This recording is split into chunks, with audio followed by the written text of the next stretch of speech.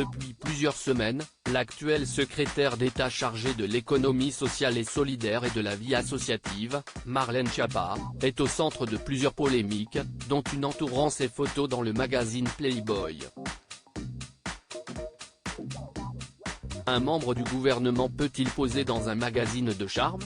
Si est la question qui est posée depuis plusieurs semaines. En cause, la une de Playboy consacrée à Marlène Schiappa, la secrétaire d'État chargée de l'économie sociale et solidaire et de la vie associative, qui répond à plusieurs questions liées notamment aux droits des femmes, tout en posant pour une publication avant tout connue pour ses photos osées. L'affaire avait fait grand bruit jusqu'au gouvernement, puisque la ministre chargée de l'égalité entre les femmes et les hommes, Isabelle Rome, avait vivement réagi, critiquant la démarche de sa consoeur. Marlène Schiappa répond à sa une de Playboy et après plusieurs semaines de silence, Marlène Schiappa, qui avait d'abord répondu sur Twitter, expliquant qu'il n'y avait pas d'endroit interdit pour parler d'un combat qu'elle mène depuis plusieurs années, a repris la parole dans le 5/5e de C'est à vous. L'émission de France 5 s'est déplacée jusqu'à son ministère afin d'écouter sa version. Est-ce que si est-il le rôle d'un membre du gouvernement de parler à tout le monde, tout le temps, de répondre à toutes les questions, de considérer qu'à un moment, il y a des gens qui lisent une publication, il est important justement d'aller dans cette publication-là pour apporter un discours qui peut-être n'ont pas l'habitude d'entendre?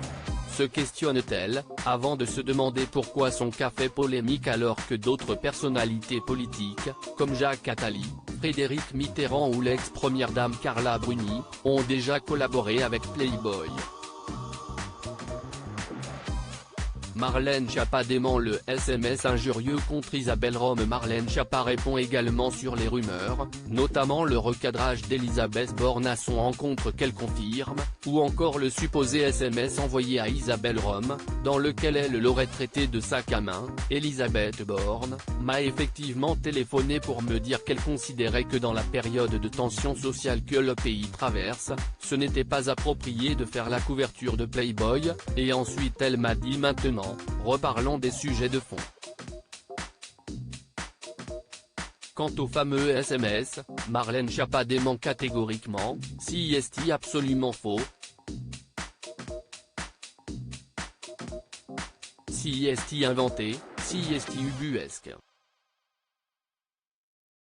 Vous vous rendez compte que je suis obligé de démentir que j'ai pas traité quelqu'un de sac à main? En revanche, ce qui est vrai, si est qu'on a eu une discussion. À lire aussi Marlène Schiappa, son interview dans Playboy menace-t-elle sa place au gouvernement?